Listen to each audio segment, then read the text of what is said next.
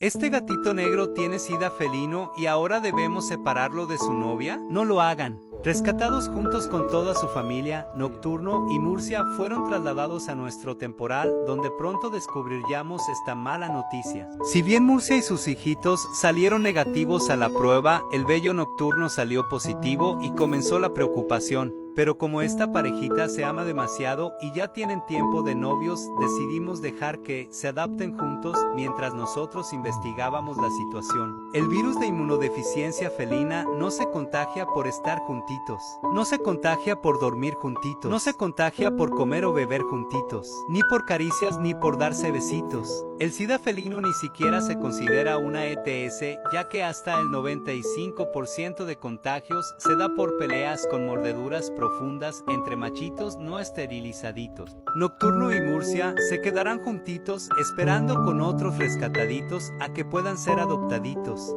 Comenta y comparte para que los adopten juntitos y síguenos para más historias gatunas.